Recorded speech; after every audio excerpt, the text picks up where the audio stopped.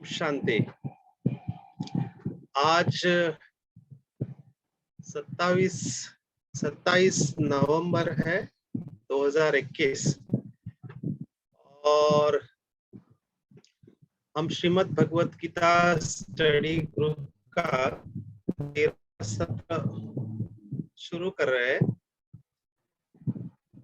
अभी तक परमात्मा की मदद से और सभी भाई बहनों के उमंग उत्साह से हम 12 सत्र पूर्ण कर चुके हैं। 12 को भक्ति मार्ग में एक तप कहते हैं, 12 साल माना एक तप। तो 13वां सत्र आज चालू हो रहा है और हम श्रीमद् भगवत गीता का 5वां अध्याय चालू कर चुके हैं। तो जो भी भाई बहने आज पहली बार ज्वाइन हुए हैं उनके लिए थोड़ी सी बात, क्योंकि कई बार नए लोग ज्वाइन होते हैं। तो भगवत गीता आप आइसोलेशन में चैप्टर्स नहीं सुन सकते हैं, सब एक दूसरे के साथ कनेक्टेड है।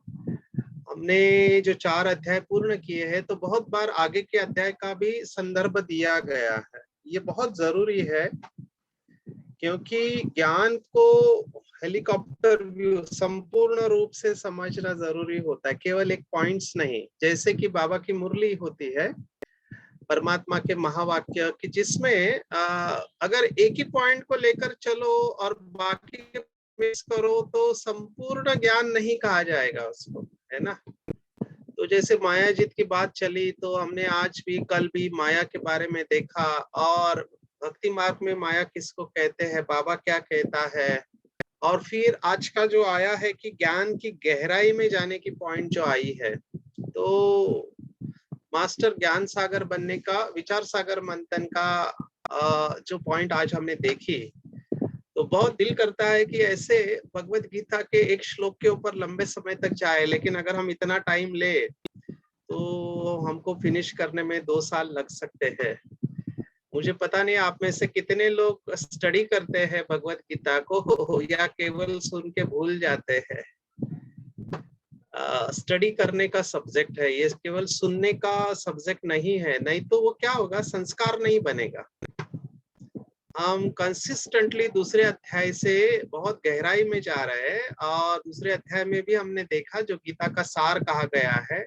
दूसरा सबसे बड़ा अध्याय है 18वें अध्याय के बाद में। 18वें अध्याय में 78 वर्सेस है, श्लोक है, और इसमें 72 श्लोक और पूरा निचोड़ दूसरे अध्याय में आया हुआ है। और वहां पे हमने कहा था कि आगे तीसरा, चौथा और 5वां अध्याय कर्म की गहराई में जाने वाले हैं। तीसरा कर्म योग, चौथा ज्ञान कर्म संन्यास योग और 5वां कर्म संन्यास योग। तो तीसरा और चौथा अध्याय अगर समझ में आ गया तो 5वां अध्याय ये ऐसे कहते हैं कि ब्रह्मा नंद माना आपको ब्रह्म का अनुभव करा सकता है, इतनी गहराई में है ये। लेकिन पिछले बार कुछ सवाल पूछे सो मुझे उतना रिस्पांस नहीं मिला, तो कई बार लगता है कि हम थोड़ा सा नीचे आ जाए, क्योंकि सभी का वो लेवल होता नहीं है, सभी को उतना समझ में आता नहीं है। तो फिर से वो रिपीट करना पड़ता है हमको बहुत सारी बातें। तो मैं स्क्रीन शेयर इसलिए करता हूं ताकि आप उसके साथ कनेक्ट हो, नहीं तो उसके बगैर हम बोलेंगे तो बहुत सारी बातें समझना बहुत मुश्किल हो जाएगा। अगर आपको स्क्रीन दिखाई देता है तो प्लीज से यस, आपको स्क्रीन दिखाई दे रहा है?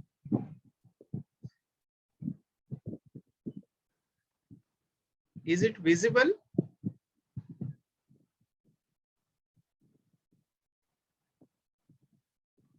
स्क्रीन दिखाई दे रहा है?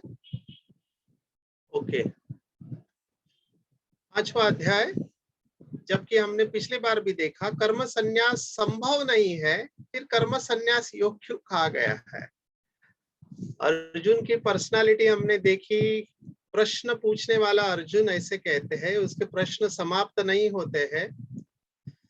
तो ये फ्लो है 5वें अध्याय का कि 29 श्लोक है, रिलेटिवली इजी है, बड़े अध्याय नहीं है, 40-50 ऐसे चैप्टर नहीं है। 29 श्लोक को हम अच्छी तरह से जिनको इंटरेस्ट है बायाट कर सकते हैं, याद कर सकते हैं।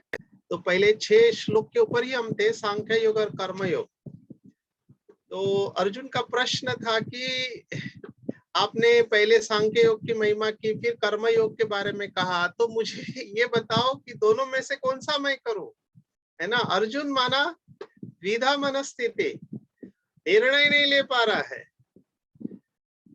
निर्णय नहीं ले पा रहा है अर्जुन, क्या करना चाहिए। तो सांख्य योग श्रेष्ठ है या कर्म योग श्रेष्ठ है। फिर 7 से 12 लक्षण और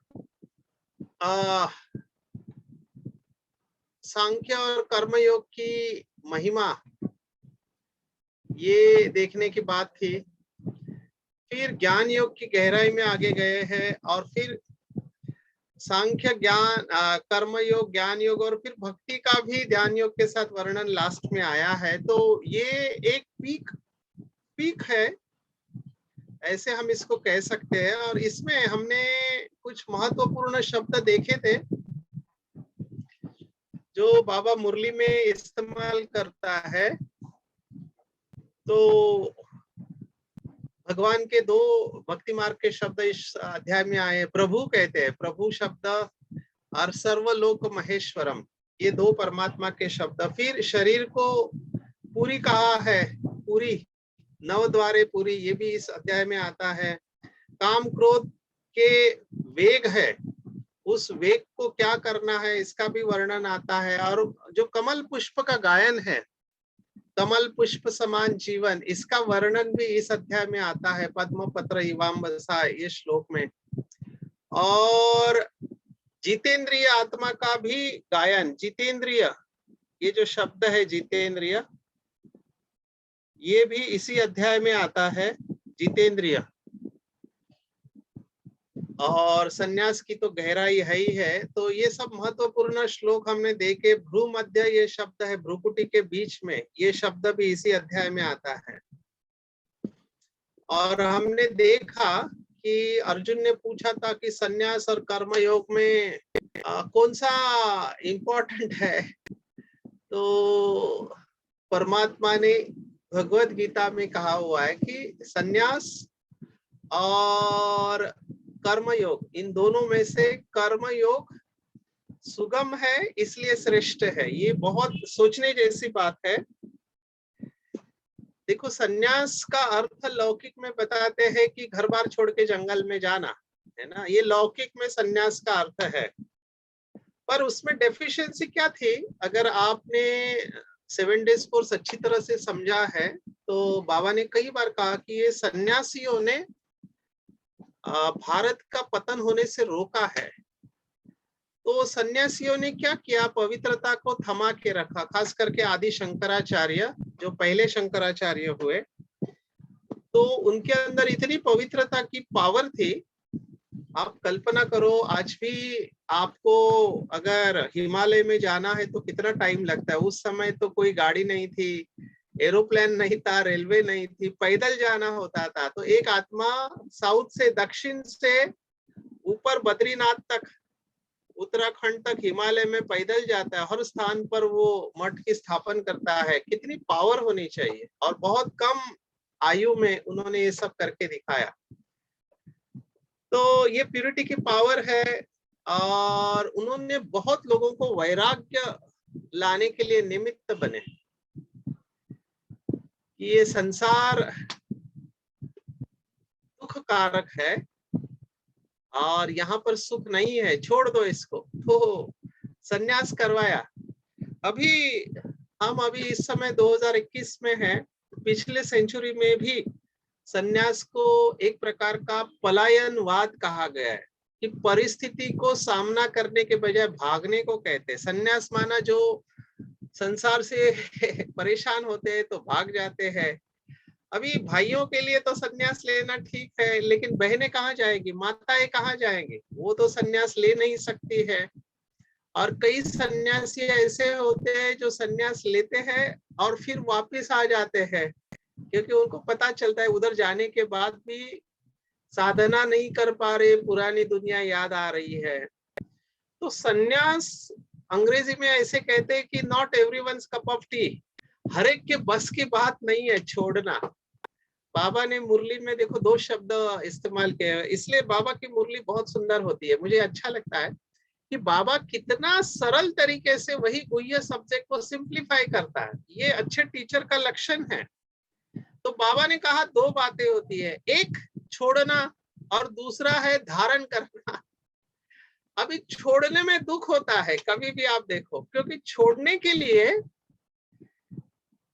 आपको अपने कंफर्ट जोन को छोड़ना पड़ता है, मन सुख का त्याग करना पड़ता है। होता नहीं है वो सुख, लेकिन लगता है वो सुख है, तो छोड़ना बहुत मुश्किल होता है। यहाँ पर मैं बताना चाहूंगा, कुछ धर्मों में कुछ गुरु लोग छोड़ने के ऊपर ज्यादा जोर देते हैं, ठीक है ना। तो सन्यास एक ऐसा धर्म है जो छोड़ने को महत्ता को बताता है। फिर जैन धर्म में भी ऐसे देखा गया है कि गुरु के पास जाते हैं तो गुरु उनको पूछता है कि तुमको, क्योंकि उनका उपवास के ऊपर ज्यादा जोर है। जैन धर्म बहुत कड़े नियम होते हैं, तो उपवास के ऊपर ज्यादा जोर देते हैं, खाने पीने की चीजें। आपको पता है कि जैन धर्म में आज भी प्याज और लहसुन जैसे वैष्णव में नहीं खाते, जैन धर्म में भी नहीं खाते हैं, या जमीन के अंदर की चीजें नहीं खाते हैं। तो वो खाने के ऊपर बहुत अंडरलाइन करते हैं। तो गुरु के पास जाते हैं तो गुरु पूछता है, अच्छा बताओ तुमको खाने में कौन सी चीज पसंद है। तो वो अगर कहता है कि मुझे बैंगन की सब्जी बहुत पसंद है, या आलू बहुत पसंद है, या जो भी है खाने की चीज, तो गुरु कहता है आज के बाद आप बैंगन की सब्जी को टच नहीं करेंगे। तो ये जो करना, जो पसंद की चीज है छोड़ना, ये कठिन होता है। इसको कहते हैं त्याग करना। तो त्याग कठिन होता है क्योंकि उसमें प्राप्ति होती है और वो प्राप्ति छोड़ना नहीं चाहते। तो बाबा ने दूसरा कहा है कि एक है छोड़ना, एक है धारण करना। तो आप छोड़ नहीं सकते हैं तो धारण करना सीखो। और बाबा ने कहा ये दोनों बातें साइमल्टेनियसली चलनी चाहिए, छोड़ना और धारण करना। वैसे अगर आपने मुरलियों का स्टडी किया है तो बाबा ने इसके ऊपर मुरली चलाई है कि छोड़ो तो छूटे। कई भाई बहनों का कंप्लेंट होता है कि मेरे संस्कार नहीं बदलते हैं या मेरी आदत नहीं बदलती है। तो बाबा ने कहा है छोड़ो तो छूटे, मालिक आप हो, है ना। पकड़ के आपने रखा है, छोड़ना भी आपको ही पड़ेगा, लेकिन छोड़ने में तकलीफ होती है, इसलिए छोड़ना कठिन होता है। छोड़ने में तकलीफ होती है तो छोड़ना कठिन होता है। तो सोचने की बात है कि सन्यास हर एक के बस की बात नहीं होती। तो फिर कौन सी बात इजी है? तो इजी बात क्या है? कर्म योग इजी है। काम करते रहो, जो भी आपकी ड्यूटी है, खाना बनाना है, ऑफिस में जाना है, जो भी आप करते हो, आपको ड्रामा प्लान अनुसार, जिसको हमने पहले अध्याय में देखा, नियतम कुरु कर्मत्वम, माना नियति ने आपको जो रोल दिया गया है उस रोल को अच्छी तरह से प्ले करना। नियतम कुरु कर्मत्वम, वो कर्म करते समय परमात्मा की याद में रहे। तो भक्ति मार्ग में या लौकिक में कर्म योग उसको बोलते जो कर्मठ होता है, जो कोई ना कोई काम करते रहता है, आराम नहीं करता है, उसको कर्म योगी समझते। बाबा ने कहा नहीं, हाथ कारडे दिल यारडे, अरे हाथ से काम करो, दिल से बाबा को याद करो, ये है कर्म योग। माना कर्म करते समय योग की अवस्था में रहना चाहिए। तो कर्म योग रिलेटिवली सन्यास की तुलना में इजी है, और दोनों अल्टीमेटली आपको संपूर्ण अवस्था तक लेके जाएंगे। और हमने देखा कि 4 प्रकार की पर्सनालिटी होती है, एक दिमाग से चलने वाले, एक दिल से चलने वाले, एक कर्म करने वाले, और एक सन्यास वृत्ति वाले हैं। तो आपको अपनी पर्सनालिटी को देखना है कि मेरे अंदर कौन सी डोमिनेंट पर्सनालिटी है, उस अनुसार आपको चलना चाहिए। अभी फिर अगला श्लोक हमने देखा, नित्य सन्यासी किसको कहा जाता है। तो ये बहुत पावरफुल श्लोक है। तीसरा कि नित्य सन्यासी जो हमेशा संन्यास्त वृत्ति में रहता है। देखो वृत्ति में सन्यास होना चाहिए। बाबा ने एक मुरली में कहा है कि त्याग किसको कहते हैं? वैसे जिसको योग में फास्ट जाना है, मैं सजेस्ट करूंगा कि 1982 में स्वयं भगवान जो ज्ञान का सागर है, गीता ज्ञान दाता है, उसने 7 डेज कोर्स किया है बच्चों का त्याग के ऊपर। और मुझे ये मुरलिया मेरी सबसे फेवरेट है, क्योंकि गीता का पूरा सार त्याग में आ जाता है। गीता को अगर उल्टा करो तो त्यागी बन जाता है। तो गीता का सार है त्याग, और त्याग की गहराई बाबा ने बताई है। एक सिंपल त्याग से लेकर बाबा ने लास्ट में सर्वंश त्यागी के लक्षण बताए। सर्वंश त्यागी, अंश का भी त्याग होना चाहिए। और सचिन भाई अपने अनुभव से बताते हैं कि जिनको योग में नंबर लेना है, जिनको तपस्या में नंबर लेना है, उनको त्याग की बहुत गहराई में जाना पड़ेगा। इसलिए बाबा ने इसके ऊपर भी मुरली चलाई कि त्याग और तपस्या का कनेक्शन है। बगैर त्याग के तपस्या हो नहीं सकती, बगैर त्याग के तपस्या हो नहीं सकती। अगर तपस्या में कठिनाई आ रही है तो समझने का त्याग की कमी है, कहीं ना कहीं त्याग नहीं हुआ है। और त्याग के ऊपर मैं गहराई में नहीं जाऊंगा, आप वो मुरलिया स्टडी कर सकते हैं, या फिर अमरावती जोन के लिए जो 7 सेशन लिए हैं योग के ऊपर, उसमें त्याग का एक पूरा सेशन है, आप उसको सुन सकते हैं। तो नित्य सन्यासी किसे कहा है? जो द्वेष नहीं करता है और आकांक्षा नहीं रखता है, वो नित्य सन्यासी है। और जब वो द्वंद्व से रहित हो जाता है, देखो राग और द्वेष ये द्वंद्व है, ये पूरा संसार द्वंद्वात्मक है, ये भी हमने देखा। तो वही आत्मा बंधन से मुक्त हो सकती है। बंधन दुख देता है, संबंध सुख देता है।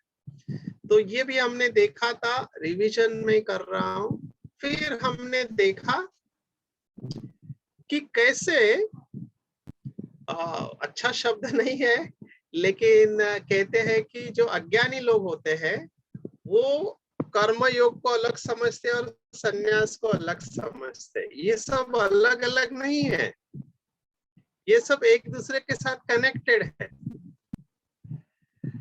दोनों में से आप किसी एक को पकड़ के चलेंगे तो भी आप संपूर्ण फल की प्राप्ति करेंगे। आप कर्मयोग करो या फिर संन्यास को पकड़ो, दोनों आपको संपूर्ण अवस्था तक लेके जाएगा। तो आप अपनी पर्सनालिटी के अनुसार इस मार्ग को चुनना चाहिए।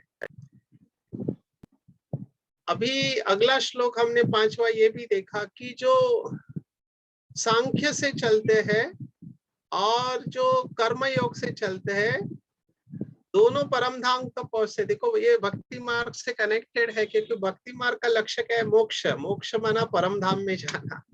तो दोनों पहुंचते ऐसे कहा है। हम यहाँ पर ये अर्थ लेके हमारी बुद्धि परम धाम में बाबा के साथ स्थित होती है। अगर हम किसी एक बात को पकड़ के चले, जैसे दिव्य गुणों के बारे में बताते हैं कि जैसे दिव्य गुणों की भी आपस में यूनिटी होती है। अगर एक को आपने पकड़ा अच्छी तरह से तो बाकी सब लाइन में खड़े हैं। जैसे अवगुणों की भी यूनिटी होती है, तो झूठ को पकड़ा तो झूठ के पीछे पूरी लाइन खड़ी हुई है। ऐसे ही दोनों में से आपने एक को पकड़ा तो आप संपूर्णता तक जा सकते हैं।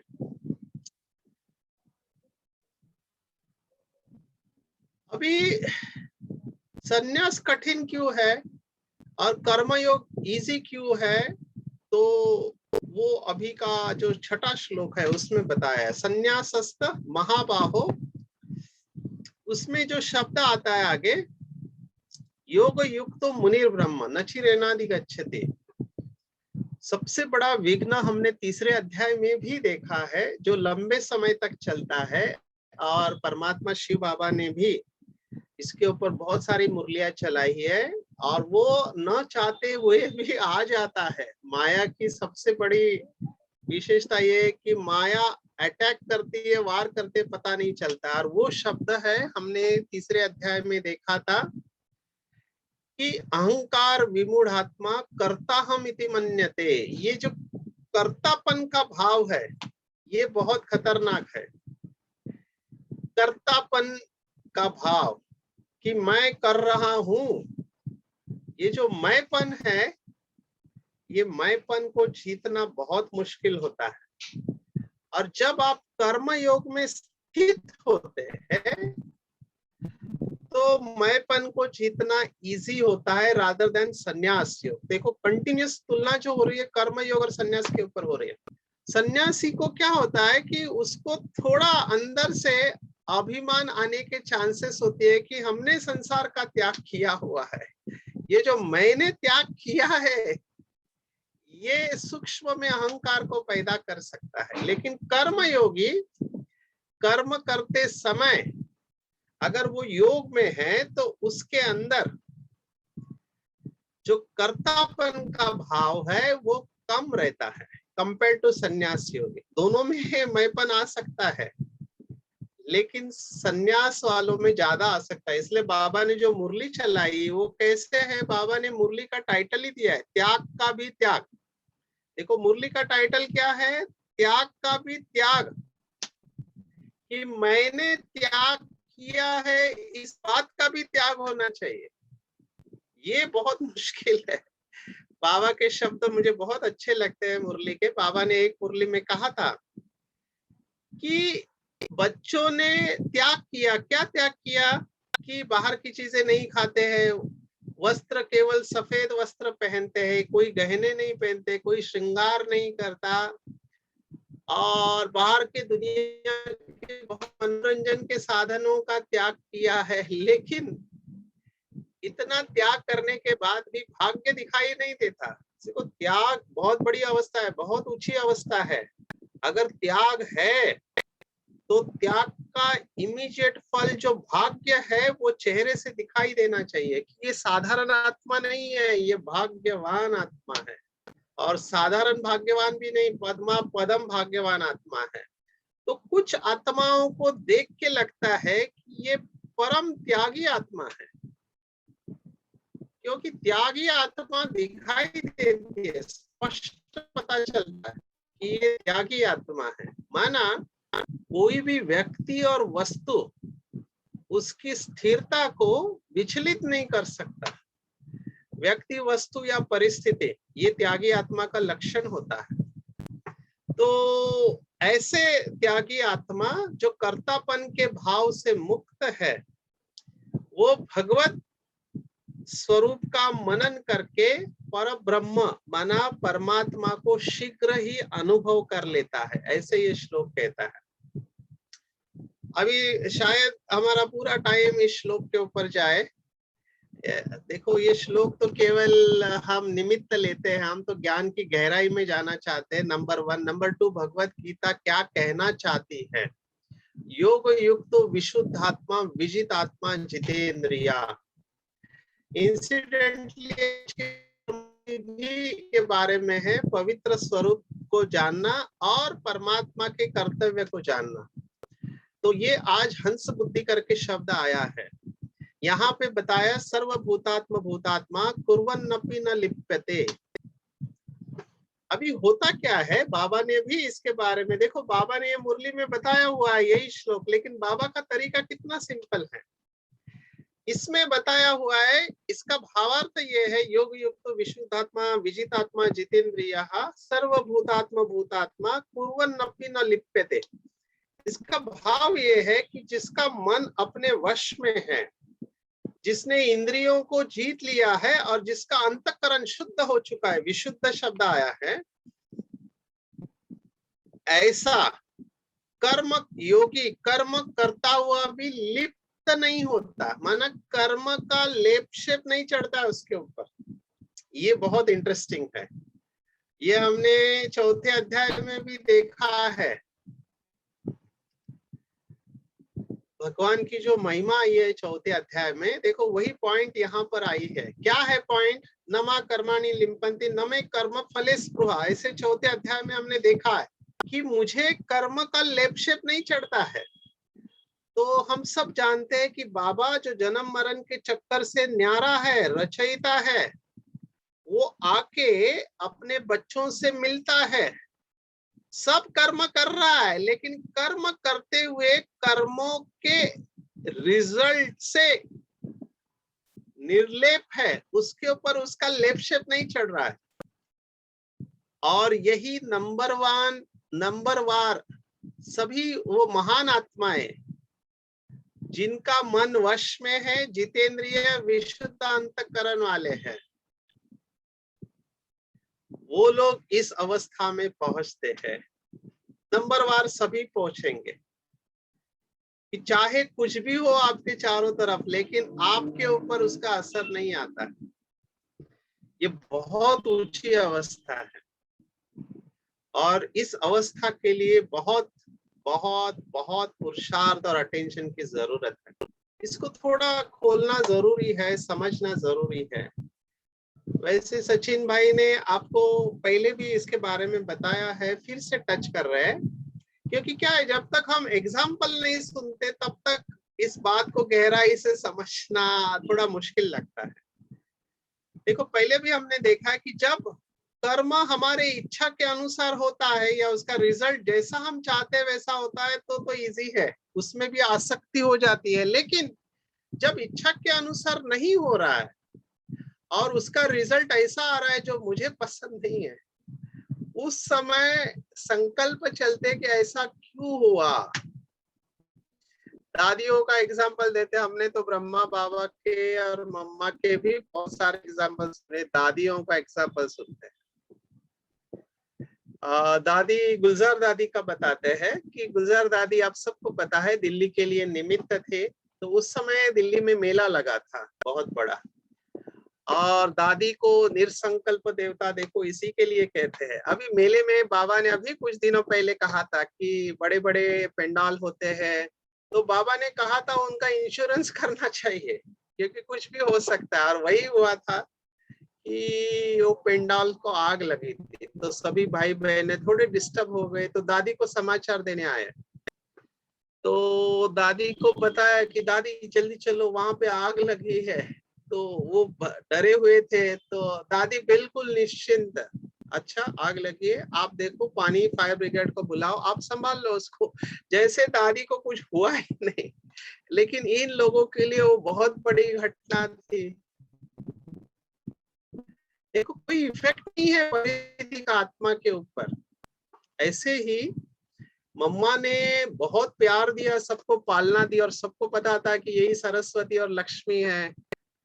तो जब मम्मा का शरीर छूटा, तो जिनकी भी मम्मा से प्यार था उनके ऊपर थोड़ी सेक तो आई, लेकिन ब्रह्मा बाबा ऐसे थे कि जैसे कुछ हुआ ही नहीं, कुछ हुआ ही नहीं, ये अवस्था। तो मृत्यु में भी बिल्कुल न्यारे और प्यारे, वो भी नंबर 1 सोल गए, शरीर छोड़ा। जैसे ब्रह्मा बाबा का शब्द शरीर छोड़ा, बहुत लोगों को शौक था, वो धक्का था। अभी भले प्यार में धक्का है, बहुत सारा प्राप्ति हुई है बाबा से, और बाबा ने भी कहा था कि अंतिम समय तक हम साथ में रहे, साथ रहे हैं, साथ चलेंगे करके। तो साकार में ब्रह्मा बाबा गए तो बहुत लोगों के लिए वो डिफिकल्ट पेपर था, और उस समय बहुत लोगों का निश्चय बुद्धि का पेपर था। दादी ने भी जब फोन किया सबको, तो दादी पहला सवाल ये पूछती थी, क्या ड्रामा का पार्ट पक्का है? और फिर दादी वो न्यूज डिस्क्लोज करते थे। तो आप सोचो, ये डिफिकल्ट परिस्थिति में ये जो है ना, सर्वभूतात्मा भूतात्मा कुर्वन्नपि न लिप्यते, लेप नहीं चढ़ता है, कर्म का प्रभाव नहीं आता। इसी को हमने दूसरे अध्याय में भी देखा। योग कर्मसु कौशलम, माना योग की डेफिनेशन बताए कि कर्मों में परफेक्शन ही योग है। और कर्मों में परफेक्शन माना क्या, मैं जो भी करूं, जो भी आउटकम आए, उसका इफेक्ट मेरे ऊपर नहीं आना चाहिए। ये है लिप्यते, न लिप्यते, माना मेरे ऊपर उसका प्रभाव नहीं आता। ये बहुत मुश्किल है, और ये किसका हो सकता है? जिसने अपने मन को वश कर लिया है।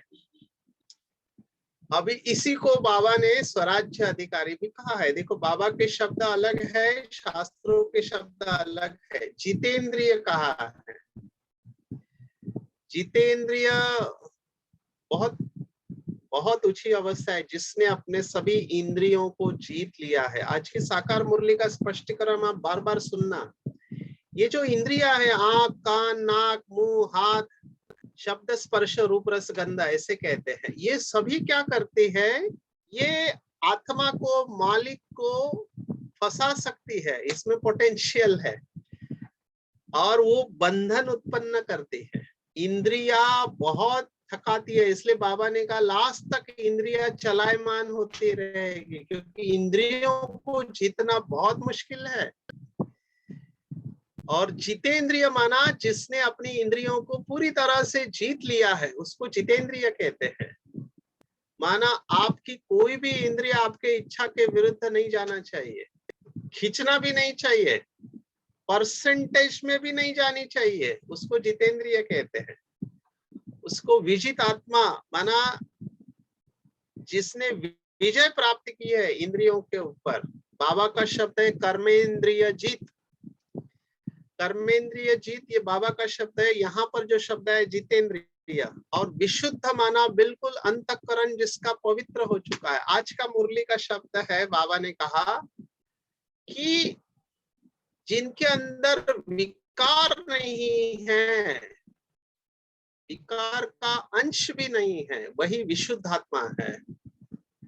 और जिनका मन अपने वश में है, तभी ये सब हो सकता है। तो अटेंशन क्या देना है हमको? चेकिंग करनी है। देखो लौकिक में भी बहुत सारी बातें सुनाते हैं, हमने पहले भी सुना है। जस्ट यहाँ पर इंद्रियों की बात आई है, इसलिए मैं इसको थोड़ा टाइम देता हूँ, क्योंकि इसमें बहुत लोग फेल होते हैं इंद्रियों से। बाबा ने बहुत बार कहा है कि आंखें धोखा देती है।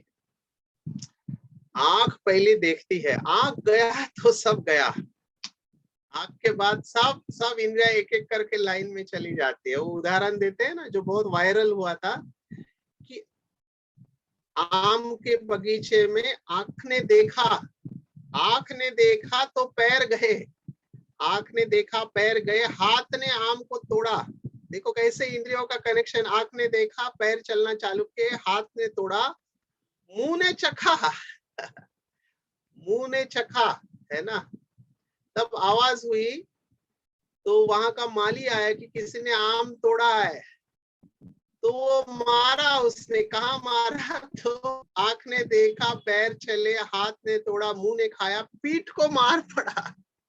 डंडा कहाँ पड़ा? पीठ को पड़ा। तो तकलीफ हुई पीठ को, लेकिन आंसू कहाँ से आए? आंसू आंख से आए। तो ये पूरा साइकिल कंप्लीट हो गया। बाबा ने कहा दृष्टि वृत्ति में पवित्रता चाहिए। आज भी साकार मुरली का पॉइंट अगर आप गहराई से सुनो, मैं समय के अभाव से ज्यादा डिटेल में नहीं जा रहा हूँ, क्योंकि लिमिट होता है सीक्रेट्स ऑफ मुरली में। तो सबसे जास्ती धोखा आंखें देते हैं, इसलिए भक्ति मार्ग में ऐसा गायन है कि सूरदास ने आंखें फोड़ी थी। अभी आंखें फोड़ने की जरूरत नहीं है, आंख का काम है देखना, लेकिन क्या देखना और क्या नहीं देखना ये हमारे हाथ में होता है। ठीक है ना। तो एक इंद्रिय का मैंने एग्जांपल दिया, ऐसे बाकी भी इंद्रिय। दूसरा इंद्रिय बताऊंगा, जबान, है ना। आम देखते ही मुंह में पानी आ जाता है, ये क्या है? वो खाने की चीज खींच रही है। बाबा ने कहा दोनों में समान अवस्था चाहिए। 36 प्रकार का भोजन मिले और सूखी रोटी मिले, दोनों में समान होना चाहिए। तो उसको योगी कहते हैं। देखो पहले के जमाने के सन्यासी ऐसे कहते हैं कि केवल 5 घरों में भिक्षा मांगते थे। उनका नियम था 5 घरों में जो मिलेगा उसके ऊपर चलेंगे, अगर उसमें कुछ नहीं मिला तो भूखे रहेंगे। ये उनका नियम था, क्योंकि उनको पता है कि माया इसमें भी पकड़ती है। तो माया किसी भी इंद्र से आ सकती है। कई लोगों को कान से पकड़ती है ना। कान से कैसे पकड़ती है? आज बाबा ने कहा ना, एक कान से सुनकर दूसरे कान से निकाल देना है, लेकिन दादी कहती थी कि 2 कान के बीच में दिमाग है जो पोस्टमार्टम करता है, उसके ऊपर चिंतन चलता है। और कई लोगों के तो संस्कार होते हैं, मुझे पता नहीं भाइयों में होते हैं या बहनों में होते हैं। कोई दूर खड़ा है, आपस में बात कर रहा है, आपको लगेगा कि वो इधर ही खड़े हैं, लेकिन उनका कान वहां होता है कि वो आपस में क्या बात कर रहे हैं। आप समझ जाओ ये किनके संस्कार होते हैं। कुछ लोगों के होते हैं संस्कार ये, दूसरे क्या कर रहे हैं उसके ऊपर ज्यादा ध्यान रहता है। तो ये इंद्रिया इतना जीतना इतना इजी नहीं है। इसलिए कुछ सन्यासी आज भी है, हमारे सेंटर पर आए थे, अभी मैं उनका नाम नहीं ले सकता कौन से संप्रदाय के, तो वो बहनों की तरफ देखते भी नहीं है। उनको अच्छा लगा कि आश्रम में, तो आश्रम को विजिट करने आए, लेकिन हमने कहा चलो दीदी से मिलते, हो कहते सॉरी हम बहनों को देखते भी नहीं है। तो उनके नियम है, क्योंकि उनको डर है, देखा और वृत्ति चलायमान हुई तो फेल हो जाएंगे, तो वो अटेंशन रखते हैं। सन्यासियों को ये ट्रेनिंग दी जाती है कि अपोजिट व्यक्ति, जैसे भाई बहनों के साथ या बहनें भाई के साथ अकेले में नहीं रहना है, ज्यादा समय तक नहीं रहना है, हंसकर बात नहीं करना है, बहुत सारे रेस्ट्रिक्शंस डाल दिए जाते हैं, क्योंकि उनको डर है कि ये लोग इंद्रियों से हार जाएंगे। इंद्रिया बहुत गड़बड़ कर सकती है और ये बहुत सूक्ष्म है, सूक्ष्म होती है इंद्रिया, इसको समझना बहुत मुश्किल है। बाबा ने तो ये स्थूल इंद्रियों की बात नहीं की, इसके साथ बाबा ने मन बुद्धि संस्कार ये भी इंद्रिया बताई है। ये तीन हमारी सूक्ष्म इंद्रिया, इनके ऊपर भी विजय चाहिए। तो बाबा अभी जो कंसिस्टेंटली चल रहा है, पहले साकार में माना 69 के पहले बाबा कहता था कि मनसा में तूफान आएंगे, कर्मेंद्रियों से कर्म नहीं होना चाहिए। आज बाबा ने कहा, अभी बाबा कहता है मनसा में भी नॉट अलाउड, संकल्प और स्वप्न में भी नहीं आना चाहिए। That is the criteria. ये बेंचमार्क बाबा ने सेट किया है, इतना ऊंच अवस्था होनी चाहिए कि संकल्प और स्वप्न में भी एक सूक्ष्म में फीलिंग भी नहीं आनी चाहिए किसी भी प्रकार की, उसको जितेंद्रिय कहेंगे। सूक्ष्म में भी नहीं आना चाहिए, क्योंकि बाबा ने कहा कि अंश से वंश होने में टाइम नहीं लगता है। कई भाई बहने कहते इतना सा तो होगा ही ना, अभी संपूर्ण कहाँ बने हैं, थोड़ा तो होगा, इतना तो चलता है। तो बाबा ने उसको अंडरलाइन किया, ये गलत है, आप अलबेले बन रहे, इतना तो चलता है, नहीं चलता है। किसने कहा, कौन से मुरली में कहा इतना चलता है? नहीं चलता है, क्योंकि होता क्या है, आपने एक बार भी ढीला छोड़ दिया अपने आप को, फिर पूरे डब्बे पीछे आ जाते हैं। ये तो सचिन भाई बहुत अच्छी तरह से जानते हैं। क्यों?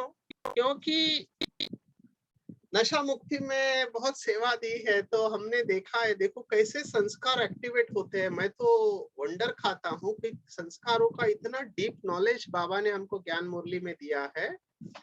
शायद मैंने पहले शेयर किया कि नहीं पता नहीं, लेकिन एक भाई वीआईपी है, अभी वीआईपी का लड़का है, ड्रग्स लेता था। तो ड्रग्स में एक प्रकार होता है जिसको चेसिंग बोलते हैं। चेसिंग माना एक फॉइल होता है, जैसे सिगरेट में वो फॉइल होता है एल्यूमिनियम का, उसके ऊपर ड्रग रहता है, और वो माचिस जला के क्या करते हैं, नीचे से उसको आग लगाते हैं, तो उसका धुआं जो आता है वो ऐसे नाक से खींचते हैं, इसको चेसिंग बोलते हैं। तो ये भाई डी एडिक्शन सेंटर में गया, फिर उसकी माताजी सेंटर पर आने लगी, फिर वो सेंटर पर आया 3 महीने 4 महीने बिल्कुल फ्री। अभी उसको चाय पीने की तल्लफ आई, ये भी एक एडिक्शन है। तो चाय पीने के लिए गैस को वो जला रहा था, लाइटर से गैस जला नहीं, तो उससे गलती देखो क्या हो गई। उससे गलती है कि लाइटर से नहीं जल रहा है, उसने मैच बॉक्स लिया, बस मैच बॉक्स लिया और वो दिया स्लाई होती है, वो मैच को ऐसे स्ट्राइक किया उसने केवल मैच से, बस दैट्स इट। इसकी पूरी पुरानी फाइल खुल गई। माना केवल वो एक्ट, माना माचिस की तीली जलाने का वो एक्ट केवल ऐसे किया, और वो एक्ट से उसकी पूरी फाइल खुल गई पुराने संस्कारों की, और फिर से वो ड्रग लेने लगा।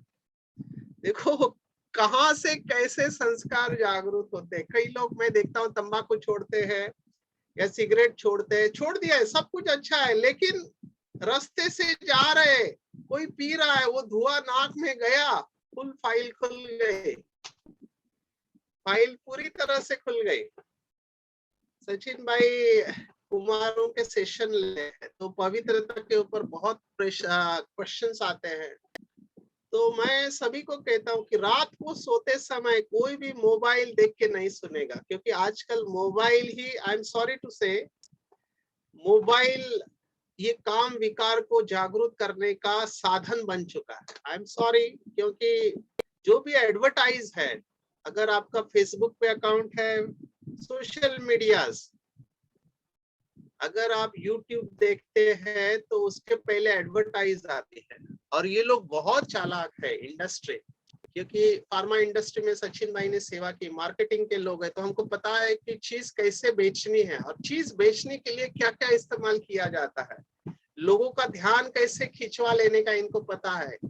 और बाबा ऐसे ही नहीं कहता कि सभी विकारों का राजा काम विकार है, कामनाओं को जागरूक किया जाता है और फिर बुद्धि वहां टिक जाती है। तो सबको ये है कि शाम को बिस्तर पर कभी भी मोबाइल नहीं देखना चाहिए, स्पेशली अगर आप YouTube या सोशल मीडिया ऐसा कुछ देखते हैं, किसी भी वीडियो को देख के। हाँ, आप बाबा को याद करो, मुरली पढ़ो, जैसे हमारी बड़ी बहनें दादियाँ सोने के पहले बाबा की मुरली पढ़ के सुनते, बहुत अच्छा है। चार्ट बाबा को दे के सो, नहीं तो क्या होगा, उस कॉन्शियसनेस के साथ आप सोओगे तो रात भर माइंड उसमें चलता रहेगा।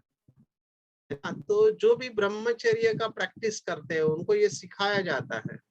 आज भी ऐसे लोग हैं जो ब्रह्मचर्य की महिमा को जानते हैं। तो ब्रह्मचर्य के लिए ये सब बातें, ये मैं जितेंद्रिय से कनेक्टेड सब बातें बता रहा हूँ। आप सब समझदार है, बाबा के बच्चे हैं, तो आप देखना कि आपकी कौन सी इंद्रिया ज्यादा चलायमान होती है। आंखें है, कान है, नाक है, कई लोगों को सेंट अच्छा लगता है तो वो सेंट मारते रहते हैं। तो अलग अलग तरीके से इंद्रिया पकड़ती है।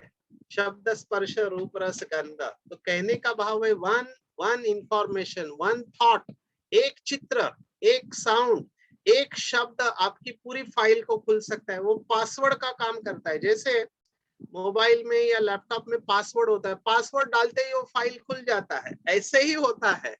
इसको हम कहते हैं ट्रिगर। ट्रिगर माना वो बंदूक में ट्रिगर होता है ना, वो खींचते तो गोली छूटती है, यहाँ पे माया की गोली छूटती है। तो जैसे ही स्मृति स्वरूप से आप नीचे आ गए, बाबा ने कहा भूला बाप को तो माया का गोला लग जाता है, बाप को भूला तो माया का गोला। तो जितेंद्रिय बनने के लिए बहुत अटेंशन रखना है, खास करके जिनका बीके लाइफ में बहुत ऊंचा लक्ष्य है, जो माला में आना चाहते, पास विद ऑनर बनना चाहते, फर्स्ट क्लास लेना चाहते हैं एयर कंडीशन के टिकट में, तो उनको ये सब फॉलो करना पड़ेगा कि जिसके साथ मेरा कुछ लेना देना नहीं है वहां पे जाना ही नहीं है। देखते हुए नहीं देखना, अभी आंखें बंद करके तो आप नहीं चल सकते, दुनिया में रहना है, तो ये सब बातें होगी। लेकिन देखते हुए क्या आपके सामने सब आ जा रहे हैं, कैसे कपड़े पहने, क्या बोल रहे हैं, मैं उसको कुछ नहीं, लेकिन मेरा लक्ष्य बाबा के पास हो, ये प्रैक्टिस करनी है। और जिसका इसके ऊपर अटेंशन होगा वो ऑटोमेटिकली डिटैच होने लगेगा। अभी आगे का श्लोक भगवत गीता का सबसे कठिन श्लोक है, क्योंकि इसमें इतने शब्द आए हुए हैं। मैं शुरुआत में जब भगवत गीता सुनता था तो ये श्लोक को याद करने में इतनी मैंने मेहनत ली, क्योंकि शब्द कंटिन्यूअस शब्द है। नैव किंचित् युक्तो मन्ये तत्ववित्। अभी ये जो आगे के सभी श्लोक है, 2 लाइन, पश्यन माना देखना है ना, पश्यन देखना, श्रवण सुनना, स्पर्शन माना स्पर्श करना, फिर स्पर्शन जिघ्रन, अश्नन खाना, गच्छन जाना, और श्वसन सांस लेना, प्रलपन विसृजन माना आंखों को खोलना बंद करना, गृहणन, उन्मिशन उन्मिशन निमिषन्नपि माना आंख खोलना और बंद करना, ये सब इंद्रिया इसमें कर्म करते हुए दिखाया है। माने ये सब कर्म है। कौन से कर्म है? देखना, सुनना, स्पर्श करना। अभी ये शब्द स्पर्श रूप रस गंध में बोलना है। और फिर क्या क्या करना है? ग्रहण करना, आंखों को खोलना बंद करना। इन सब इंद्रिया अपने अपने अर्थों में बरत रही है। माना इंद्रियानी इंद्रियार्थेषु वर्तन्त इति धारयन्, इस प्रकार समझकर निस्संदेह ऐसा माने कि कुछ भी नहीं करता हूँ। अभी ये तत्व योगी बताया है, सांख्य योगी तो ये सब कर्म का प्रकार बताया है। हम क्या करते हैं? आंखें खोलते हैं, बंद करते हैं, कान से सुनते नहीं सुनते, सांस लेते नहीं, जीवा से टेस्ट करते नहीं, खोलते बंद करते हैं, ये सब जो कर्म करते हुए इंद्रिया ये कर्म कर रहे हैं और मैं मालिक इंद्रियों के द्वारा करा रहा हूँ। बाबा ने एक मुरली में कहा था कि ब्रह्मा बाबा ने नंबर इस आधार पर लिया कि सारथी बने, इस शरीर के सारथी बनकर शरीर को रूल किया। आप सबको पता हो कि ब्रह्मा बाबा रात को रोज कचहरी लगाता था, कचहरी लगाता तो वो बिठाता था अपने सभी इंद्रियों को। तो मन को पूछा था, हे मन मंत्री, आज तुमने ऐसा कोई संकल्प तो नहीं किया, हे बुद्धि तुमने गलत डिसीजन तो नहीं लिया, हे संस्कारों तुमने बंदर का नाच तो नहीं नचाया, सब ऑर्डर में रहे, आंख ने कुछ ऐसा तो नहीं देखा जो नहीं देखना चाहिए। ये कचहरी बचा मालिक बनकर बाबा देखता था कि कोई गलती तो नहीं हुई, ऐसे ही नंबर नहीं लिया। मुझे पता नहीं आप में से कितने लोग ये कचहरी लगाते हैं ग्रुप में, जो रोज रात को अपने इंद्रियों के सामने स्थूल और सूक्ष्म इंद्रिया माना मन बुद्धि संस्कार और पांचों इंद्रिया कचहरी बिठाता है। ऐसा कोई है? जैसे बाबा कचहरी लगाता था रात को सोने से पहले, ये चार्ट है अपना दिन भर में, इसके लिए दिन भर अटेंशन रखना है। ऐसे ही नंबर 1 में नहीं आएंगे, नंबर 1 में आने के लिए अटेंशन रखना है, क्योंकि 1% में भी कमी हो गई आपकी प्यूरिटी नीचे आ गई। उस दिन एग्जाम्पल दिया था कि वो सन्यासी जिसमें उड़ने की ताकत थी, एकदम उड़ने की ताकत, आप सोचो ऐसे लोग हैं जो स्थूल शरीर के साथ या सूक्ष्म शरीर के साथ गमन करते हैं। तो बहुत लेकिन वो राजकुमारी का हाथ देखा, चेहरा देखा, बस गर्दन नीचे, लेकिन पावर खत्म हो गई, उड़ नहीं पाया क्योंकि परसेंटेज में आ गया। और प्यूरिटी का ये बोला कि झूठ बोला आपने, तो युधिष्ठिर का बताया जो रथ था वो जमीन के ऊपर था क्योंकि उसके अंदर इतनी सत्यता की शक्ति थी, लेकिन जैसे ही उसने कहा नरोवा कुंजरोवा कुंजरोवा नरोवा, उसका रथ धरती पर आ गया। प्यूरिटी में परसेंटेज हो गई। तो किसी भी प्रकार से प्यूरिटी में परसेंटेज हो गई, उड़ने की अवस्था से आप नीचे आ जाएंगे, इसीलिए टाइम लग रहा है। तो ये आज हम 9वां श्लोक देखा अभी हमने, हम आगे जाते हैं। ये है अभी पद्म पत्र युवाम्बसा। टाइम क्या हुआ? ओके, मेरे पास टाइम है अभी। ब्रह्मण्याध्याय कर्माणि संगम त्यक्त्वा करोति यः लिप्यते न स पापेन पद्म पत्र युवाम्बसा। अभी पद्म पत्र माना कमल पुष्प के समान जीना है, तो वो कैसे कर सकते हैं? तो उसका सॉल्यूशन यहाँ पर दिया है। ऐसे बाबा के बच्चे तो ये शब्द बहुत बार सुना हुआ है, लेकिन यहाँ पे सॉल्यूशन क्या दिया है कि सब कर्मों को परमात्मा में अर्पण करके आसक्ति को त्याग कर संगम त्यक्त्वा करोति यः। यही शब्द फिर आगे 15वें अध्याय में भी आने वाला है। 15वें अध्याय में पूरा कल्प वृक्ष का वर्णन है, तो वहां पे आता है असंग शस्त्रेण दृढ़ेन छित्त्वा, माना असंग, संग माना आसक्ति, आसक्ति को त्याग करना है, आसक्ति को त्याग करके कर्म करना है, तो वो आत्मा कमल पत्ते की भांति पाप से लिप्त नहीं होते। पाप माना आप उड़ नहीं पाएंगे। पाप का कनेक्शन हमने देखा, पाप भूमि से भारी कहते, पाप माना जो भारी है वो पापी है, सिंपल। जो योग में डिटैच नहीं हो पाता है समझने का, वो अटैच है। मोह, पूरा भगवत गीता मोह का निराकरण करने के लिए बताई गई है। तो 2 तरीके हैं, एक है समर्पण, समर्पण करो, और दूसरा है आसक्ति को त्याग करो, तो हम कमल पुष्प के समान जीवन जी सकते हैं। जैसे कमल का पुष्प कीचड़ में होता है, कमल पुष्प के ऊपर कुछ भी वो कीचड़ से न्यारा रहता है। अभी ये कैसे संभव है? तो हमारी बहनें 7 डेज कोर्स में ये उदाहरण देती है कि ये पूरा संसार है, संसार शब्द भी बहुत अच्छा है, जो सरकता है वो संसार है, ऐसे कहा, सरयति इति संसारा, माना जो सरकता रहता है। बाबा ने मुरली में कहा है ड्रामा सेकंड बाय सेकंड जू के मुआफिक चलता रहता है, जैसे जू चलती है, टिक टिक टिक वैसे ये सरकने वाला संसार है। तो ये संसार कैसे है? संसार को सागर की उपमा दी है और बाबा ने दो शब्द मुरली में कहे, विषय सागर और क्षीर सागर। तो विषय का सागर है, चारों तरफ आप दुनिया में जाओ तो विषय ही विषय है।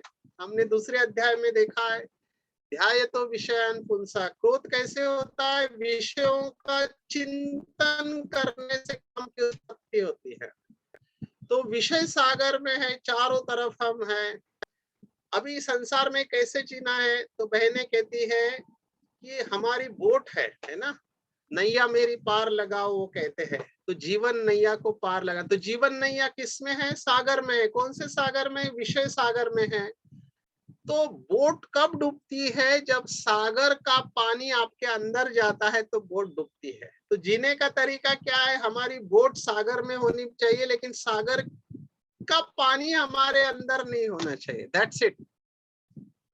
ये है आसक्ति को त्याग करना और भगवान को अर्पण करना। इसलिए हर कर्म को भगवान को अर्पण करते चलो।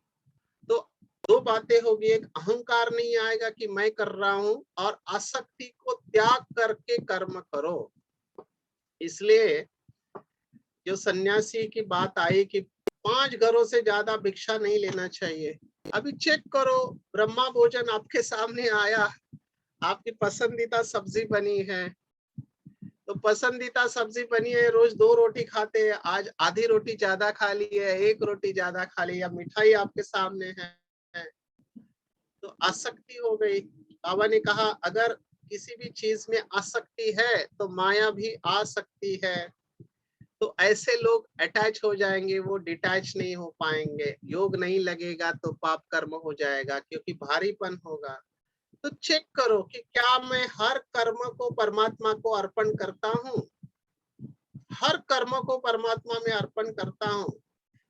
ऐसे बाबा के बहुत बच्चे हैं जो दुकान खोलने के पहले वो संकल्प करते, आज पहला गिराएक जो भी आएगा बाबा के यज्ञ में जाएगा, फिर वो 10 रुपया हो, 100 रुपया, 1000 रुपया हो। देखो, अर्पण करके भगवान के नाम से शुरुआत करते हैं। सचिन भाई तो हर पेशेंट को देखने के पहले संकल्प करते हैं कि बाबा ये आपका बच्चा है, आप इसको ठीक करना। हर कर्म करते समय बाबा की याद, पानी पीते समय भी अटेंशन रखते हैं। तो पानी, खाना खाना है, चलना है, जैसे आज का मुरली का, साकार मुरली का स्लोगन था, चलते फिरते फरिश्ता अवस्था। तो हर क्षण ये अटेंशन है, वही श्रेष्ठ योगी है।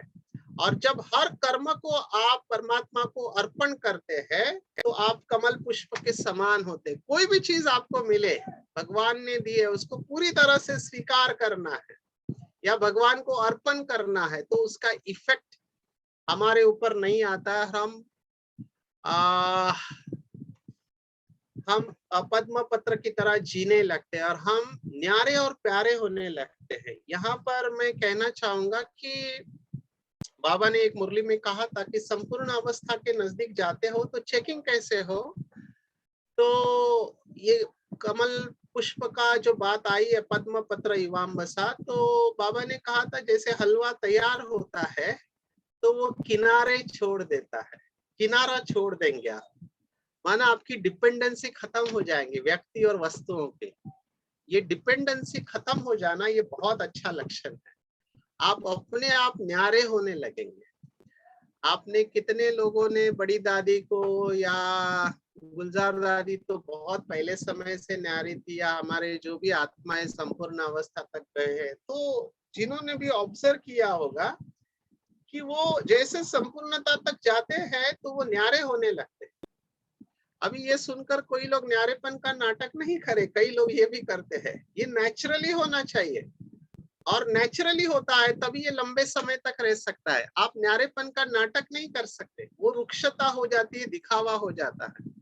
नेचुरली जैसे आप स्वच्छ होते जाएंगे, अनासक्त होते जाएंगे, अनासक्ति के ऊपर भी 6ठे अध्याय में पहला श्लोक, अगले अध्याय में अनासक्तम कर्म फलम ऐसे कहा हुआ है। तो आसक्ति, हमने देखा कि पूरे भगवत गीता का सार जो शब्द हमने देखा था उसमें ये है अनित्यस, अनासक्त है ना, निष्काम कर्म, त्याग और संपूर्ण समर्पण, ये 4 शब्द हमने देखे थे भगवत गीता के पूरे सार के लिए। तो उसमें है अनासक्त, पहला शब्द है। तो आसक्ति है, इसका बहुत गहराई से समझना है। कोई भी व्यक्ति और वस्तु पुरानी दुनिया की आपको खींचती है, खींचना नहीं चाहिए। एक है कर्तव्य समझकर कर्म करना, एक है खींचना। खींचना माना आपको डिटैच होने में टाइम लगेगा, तो फिर आप कमल पुष्प समान नहीं रह सकते, क्योंकि इफेक्ट आ गया। तो चेक करो, मैं यहाँ पर 10वां, आज हमने 5 ही श्लोक के, आगे के श्लोक में काफी टाइम लगेगा, इसलिए मैं इसमें आगे नहीं जाना चाहता हूँ। मैं चाहता हूँ कि आप भाई बहने इसके ऊपर और थोड़ा मनन चिंतन करें कि कैसे कर्म योग और संन्यास में फर्क है, और जितेंद्रिय शब्द के ऊपर आप थोड़ा और मनन चिंतन करें कि क्योंकि जब तक ये इंद्रिया चंचल है, इंद्रिया हलचल में लाती है, संपूर्ण अवस्था की टेस्ट नहीं आ सकती है, नहीं हो सकते। आप कितने भी कोशिश करो नहीं जा सकते। वैसे आगे कर्मयोगी का पूरा लक्षण बताया कि कर्मयोगी ममत्व बुद्धि रहे, इसमें भी संगम त्यक्त्वा आया है। देखो, संगम त्यक्त्वा ऊपर वाले श्लोक में भी आया है, और यहाँ पर भी कुर्वन्ति संगम त्यक्त्वा आत्मशुद्ध, ये शब्द आया है।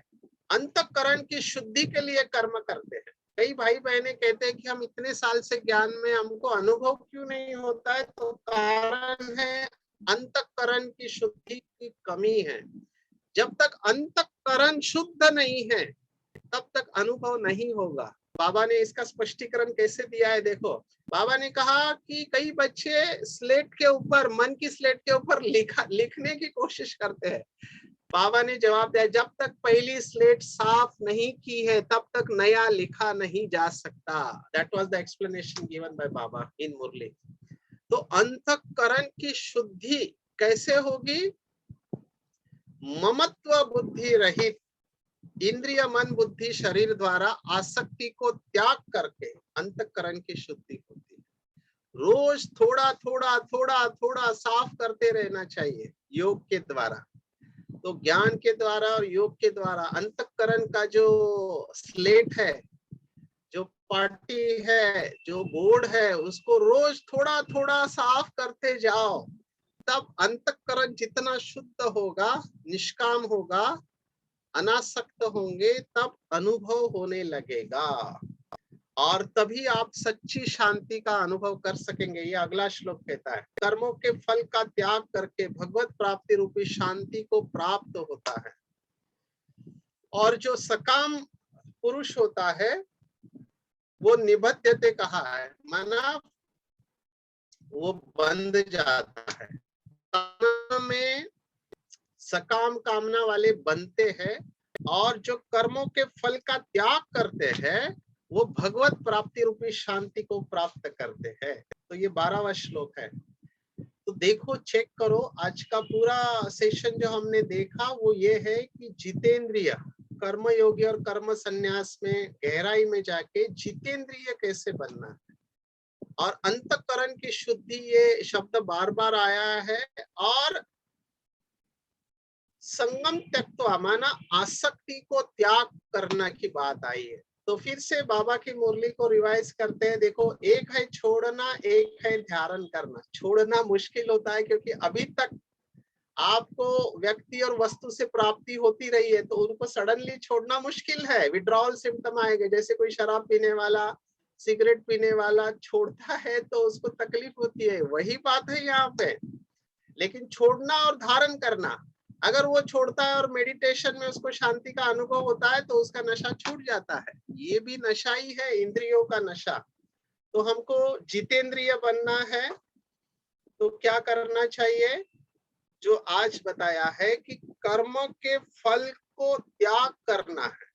कर्म तो करना है लेकिन फल का त्याग करना है, उसको मन बुद्धि से स्वीकार नहीं करना। ये बात हमने पहले भी देखी है दूसरे अध्याय में, इसलिए कहा कि आगे के अध्याय, सेकंड अध्याय के ऊपर बिल्डअप होने वाले हैं अलग अलग तरीके से। बात वही ऐसी अलग अलग तरीके से की जाएगी।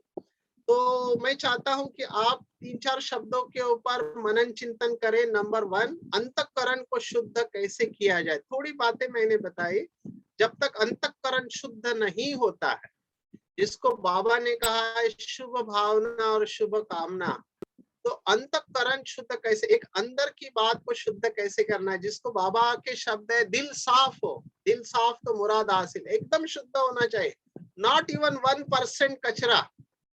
बाबा ने यहाँ तक कहा कि एक आत्मा, समझो एक देहदारी से आपको घृणा है या लगाव है तो भी आप डिटैच नहीं हो सकते, योग नहीं, वो अंतःकरण की शुद्धि नहीं हुई, परसेंटेज में अनुभव होगा। तो अंतःकरण की शुद्धि के ऊपर चिंतन करे, आसक्ति को चेक करे, आसक्ति को त्याग करना है, त्याग माना छोड़ना है आसक्ति, तो आसक्ति किन किन चीजों में है उसका चेक करे, और जितेंद्रिय देखना है कि मैं कितना परसेंटेज जितेंद्रिय हूं, माना कौन सी इंद्रिया मुझे हरा रही है, चेक करो। स्थूल इंद्रिया, कर्मेंद्रिया अलग है, ज्ञानेंद्रिया अलग है, 5 कर्मेंद्रिया है, 5 ज्ञानेंद्रिया है और उनके विषय है और सूक्ष्म है मन बुद्धि संस्कार, इनको चेक करो। सबसे अच्छा तरीका जो ब्रह्मा बाबा करते थे, रात को कचहरी लगाओ, बिठाओ उनको दरबार में, आप राजा बनकर बैठो सिंहासन पे, मन बुद्धि संस्कार को बिठाओ और बाकी सभी इंद्रियों को बिठाओ। कर्मेंद्रिया अलग है, ये भी लोगों को पता नहीं, हाथ पाव है, प्रजनन उत्सर्जन और मुंह, इनको कर्मेंद्रिया कहती है। फिर आंख जीवा नाक कान और स्पर्श है ना, ये ज्ञानेंद्रिया है, और ज्ञानेंद्रिय के विषय होते शब्द स्पर्श रूप रस गंध। तो इन सबको बिठाओ और चेक करो कि कहीं आज मेरी आंख कहीं डूबी तो नहीं, कान ने कुछ सुना तो नहीं, नाक ने कुछ सुना तो नहीं, जीवा चलायमान तो नहीं हुई। तो चेक करो मन बुद्धि संस्कार और इंद्रिया, और मैं जितेंद्रिय कितने परसेंटेज में, चेक करो। तभी हम इस जो अकर्म की अवस्था बताई है, अकर्म का मुझे आगे आने वाला है इसलिए मैं अभी नहीं टच कर रहा हूँ, अकर्म की जो हाईएस्ट स्टेज बताई हमने, देखी कि सब कुछ करते हुए कुछ नहीं करना, ये कर्मयोगी की स्टेज है, और कुछ नहीं करके सब कुछ करना, ये मास्टर ज्ञान सूर्य की स्टेज है। ये अकर्म की हाईएस्ट स्टेज, इसके ऊपर और कुछ नहीं हो सकता है, ये बाप समान अवस्था है। तो ये अकर्म की जो हाईएस्ट स्टेज बाबा ने बताई है या भगवत गीता बताती है, वहां तक पहुंचने के लिए ये सब सीढ़ियां है। अनासक्त बनना, को शुद्ध करना, कर्म के फल को समर्पण करना, कर्तापन के भाव से दूर रहना कि बाबा चला रहा है, मैं निमित्त हूँ, है ना, ये सब बातें अटेंशन रखेंगे तब हम उस अकर्म की, ये 5वां अध्याय जो है उसके संपूर्ण अवस्था तक पहुंच पाएंगे। आप सबको बहुत बहुत थैंक्स। मुझे बहुत अच्छे और बहुत सारे प्रश्न पूछ रहे, कुछ कारणवश मैं सभी सवालों का जवाब दे नहीं पा रहा हूँ, कुछ लोगों ने कुछ सवाल पूछे, समय आने पर हम उनको टच करेंगे। फिर भी आज आपके कोई प्रश्न है, पहले 5 अभी तक हमने जितना लिया, तो उसके बारे में आप पूछ सकते हैं।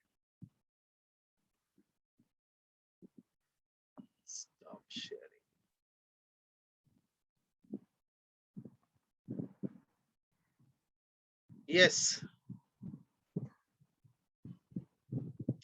यस, आप अनम्यूट कर सकते हैं और अपने प्रश्न पूछ सकते हैं। आज सचिन भाई को आईआईटी में ड्यूटी पर जाना है, इसलिए माफी चाहता हूं कि थोड़ा जल्दी सेशन लिया, क्योंकि ड्यूटी एडजस्ट करनी पड़ती है दूसरे डॉक्टर्स के साथ में। ये तो बाबा की मदद से ये सेशन हम ले पा रहे हैं, नहीं तो वो भी बहुत मुश्किल होता। यस, अनम्यूट नहीं हो रहा है, ऐसे फीडबैक आया है। आप जो होस्ट है, होस्ट अगर कुछ करे तो अनम्यूट हो सकता है। अभी फिर से अनम्यूट करें, हो जाएगा। अभी हुआ, अभी हुआ। ओके, मेरे ख्याल से अभी नहीं हुए हैं लगे सभी लोग। अभी हुआ, अभी हुआ। मैं रैना बन बोल रही हूँ। हुआ है, ठीक है। किसी का कोई प्रश्न है तो पूछ सकते हैं। पूछूं? अगर नहीं है तो मुबारक हो। पूछूं? यस, कौन बोल रहा है? मुझे शांति। आवाज नहीं आ रहा है। रहना। हाँ हाँ, पूछो पूछो। आपने जो कहा था ना कि अंतःकरण की शुद्धि जो है वो डेली योग से, मतलब उसमें कुछ क्या विशेष पुरुषार्थ हम कर सकते हैं? क्या संकल्प रखें या फिर क्या बाबा से हेल्प ले, या फिर ऐसा कोई प्रोसेस है जिससे वो स्पीड अप हो अच्छा, जाए? ठीक है, ओके, गुड क्वेश्चन। देखो, पूरा पुरुषार्थ है पवित्रता की हाईएस्ट स्टेज पर पहुंचना, ठीक है ना। तो बाबा ने जो पवित्रता की गहराई बताई वो शास्त्रों में दी नहीं है। शास्त्रों में ब्रह्मचर्य को पवित्रता समझते, लेकिन बाबा ने बताया है, बाबा का शब्द देखो कितना अच्छा है। बाबा का शब्द है कि विकारों की अविद्या हो जाए, और ये तभी संभव है जब आप एक छोटे बच्चे हैं जो निष्पाप है, उसको निगेटिविटी क्या पता ही नहीं है। ओके। जैसे अव्यक्त बाप दादा को आप देखो, मैं कभी कभी एक सचिन भाई अभ्यास करते हैं कि सूक्ष्म वतन में बाबा के बाजू में जाकर बैठ जाते हैं। देखो अभ्यास क्या करते हैं, और मैं बाबा से पूछता हूँ कि बाबा आप दिन भर करते क्या रहते हैं, तो बाबा का जवाब आया, मैं देखता रहता हूँ कि मेरे बच्चे क्या कर रहे हैं। मैंने कहा एक दिन मैं आपके साथ बैठ के मैं भी देखना चाहता हूँ कि आपका कौन सा बच्चा कहाँ पर क्या कर रहा है, मुझे आप दिखाओ। ओके।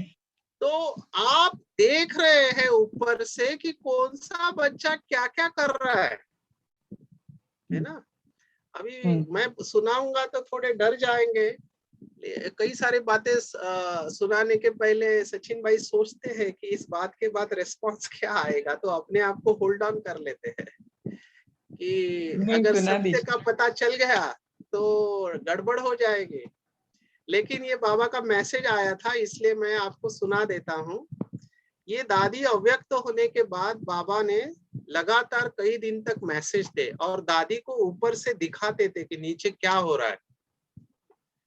जो भी इंटरेस्टेड है दादी के मैसेज पढ़ सकते हैं, बड़ी दादी अव्यक्त होने के बाद। तो बाबा ने एक सीन दिखाया दादी को, अभी कहाँ का दिखाया, क्या दिखाया, मैं उसमें नहीं जा रहा हूँ। आप वो मैसेज को पढ़ेंगे तो पता चल जाएगा। तो दादी ने बाबा को कहा, बाबा ये सब यज्ञ में होता है और आप देखते रहते हो। फिर साइलेंस, उसके बाद चुप हो गए बाबा। अभी आप समझ जाओ क्या क्या हो रहा होगा।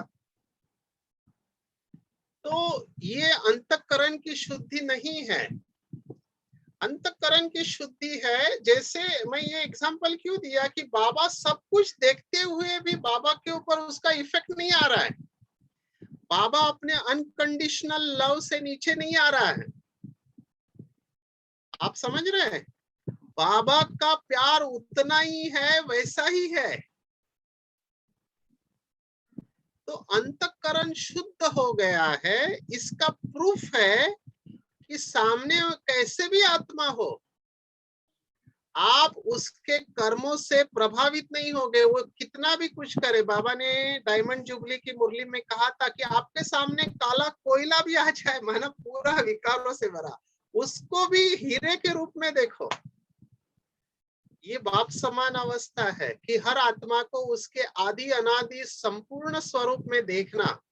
अंतःकरण की शुद्धि वाला बिल्कुल निश्चिंत होगा।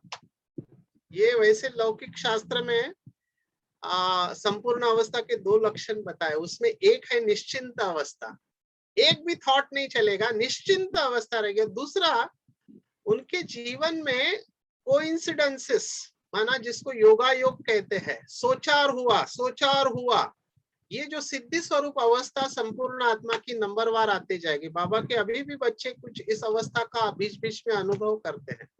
लेकिन अंतःकरण शुद्धि के लिए आपको देखना चाहिए, जो आज के वरदान में भी बात आई है, बाबा ने 50% बताया, लेकिन अगर आपने सीक्रेट्स ऑफ टुडेज मुरली सुना है तो सचिन भाई ने दूसरी बात भी बताई। बाबा ने कहा, बुरा न सोचो, बुरा न देखो, सुनो नहीं, बोलो नहीं, और करो भी नहीं। अब ये बुरा नहीं करो इज एक्ट्स ऑफ ओमिशन हो गया, नहीं करना है। लेकिन करना क्या है, तो अच्छा देखो, अच्छा सुनो, अच्छा बोलो, अच्छा सोचो और अच्छा करो। तो क्या होता है, एक तरफ आप साफ कर रहे हैं, दूसरे तरफ आप भरते जा रहे हैं। बाबा ने यही बात अलग अलग तरीके से कही है कि आज आपने दिन भर किसी को दुख नहीं दिया, ये अच्छा किया, इसमें पास है, लेकिन सुख कितने लोगों को दिया, ये दूसरी साइड है। This is other side of the coin, जिसको हम अंग्रेजी में कहते हैं। तो अंतःकरण जैसे शुद्ध होते जाएगा, आपका हर आत्मा के प्रति नेचुरली शुद्ध फीलिंग आती रहेगी। उसने कुछ भी किया हो, यू विल नॉट जज that soul under any circumstances. अभी इसके लिए बहुत अटेंशन देना चाहिए कि मैं किसी के अवगुणों को ग्रहण तो नहीं करता, अवगुणों को देखना, चिंतन करना। पहले भी हमने देखा है कि जब साकार में मम्मा थी, शाम को मम्मा कचहरी लेती थी तो पूछते थे आज किसी का अवगुण देखा, first question. Second question was देखा और उसके बाद चित्त पे रखा तो भी गए। देखना पहली गलती है, देखना अच्छा, लेकिन चित्त के ऊपर रखा तो चित्त मैला हो गया।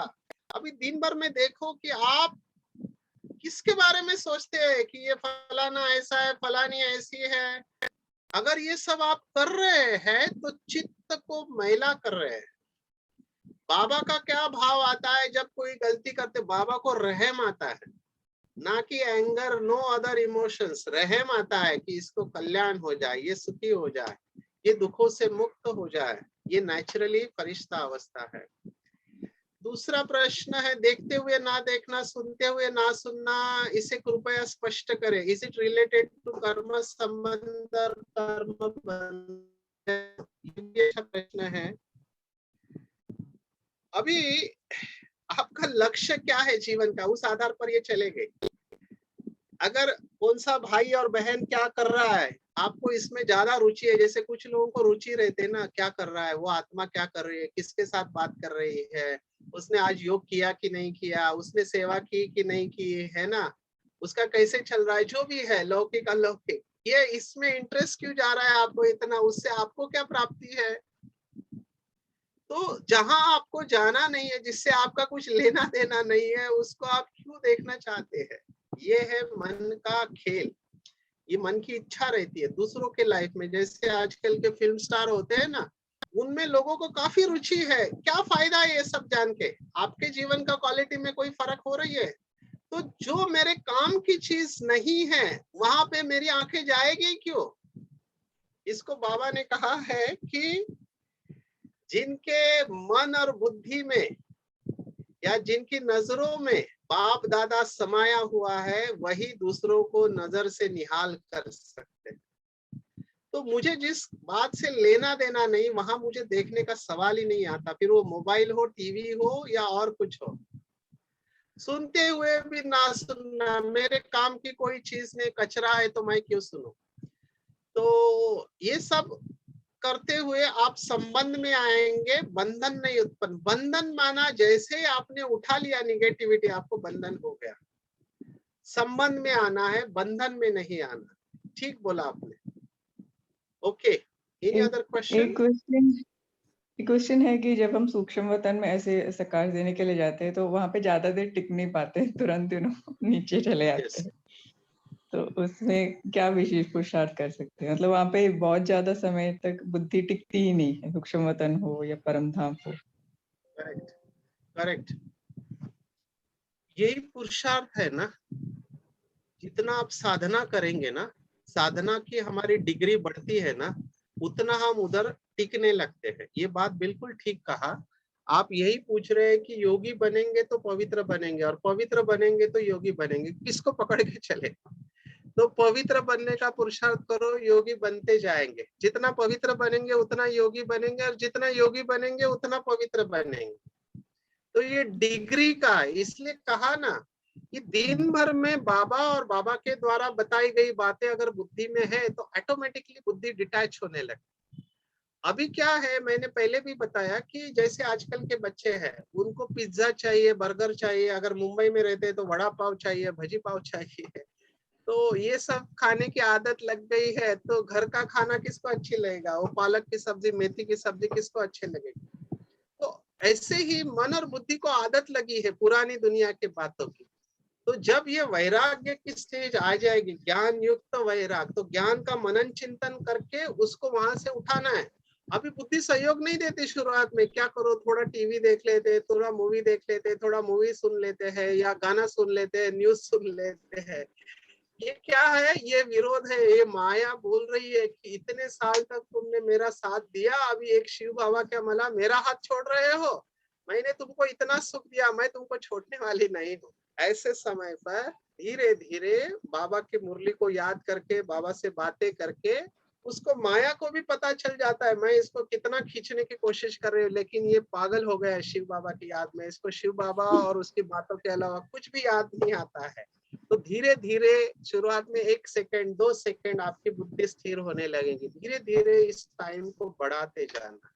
और मैंने देखा है कि आपके कर्म अच्छे हैं दिन भर में, और अगर आप अमृत वेला, नुमा शाम का योग और दिन भर हर घंटे का 1 मिनट का योग करते हैं, तो धीरे धीरे आप लंबे समय तक वतन में रहना चालू करते हैं। बाबा ने कहा था कि अभी जो है माया आपसे अपोजिशन करने नहीं आती है, आपसे जो है विदाई लेने आती है, तो ऐसे कोई लक्षण दिखाई नहीं देता कि वो विदाई ले रही है। तो आपको मेहनत जारी रखना चाहिए। अच्छा, और किसी का कोई प्रश्न है? जी, हाँ बोलो अंजलि बहन। नींद भी एक कर्म है, और बाबा और मम्मा ने नींद में बहुत सारी कमाई की है, हमने सुना है, मगर ये कमाई या योग निद्रा ये बात कैसे होती है और इसमें कमाई कैसे होती है, जरा समझाएंगे। इसमें बाबा ने मुरली बताई हुई है कि नींद में कमाई कैसे करना है, उसका बहुत सारे इसके ऊपर सेशंस लिए जा सकते हैं। बाबा ने कहा कि नींद का आधार है साकार जीवन। आप दिन भर में क्या करते हो उसके आधार पर आपकी नींद होती है रात की। अगर दिन भर में बाबा और बाबा की बातें है, स्वदर्शन चक्र घूमता रहे, और रात को स्पेशली सोने के पहले आप योग और मुरली पढ़ के सुनते हैं, तो स्वप्न में भी वही बातें आएंगी। और जितना आप डिटैच होते जाएंगे उतना आपकी नींद की रिक्वायरमेंट कम होती जाएगी। देखो नींद किस लिए चाहिए, बॉडी को रिपेयर करना होता है, नींद में बॉडी का रिपेयरिंग होता है, वियर एंड टेयर। तो जितना आप रिलैक्स स्टेट में दिन भर रहेंगे, रिलैक्स रहेंगे, हल्के रहेंगे, उतना आपकी नींद की रिक्वायरमेंट कम होने लगेगी। और दोपहर में आप सोते नहीं है, एक्चुअली ऐसे कहा है आयुर्वेद में कि दोपहर में सोना नहीं चाहिए, दोपहर में सोना मना है ब्रह्मचारियों को, उनको रात को जल्दी सोना चाहिए और ब्रह्म मुहूर्त में उठना चाहिए, ऐसे शास्त्र कहते हैं। तो दिन भर में जितना आप हल्के रहेंगे, याद में रहेंगे, उतना आपकी नींद सतो प्रधान रहेगी।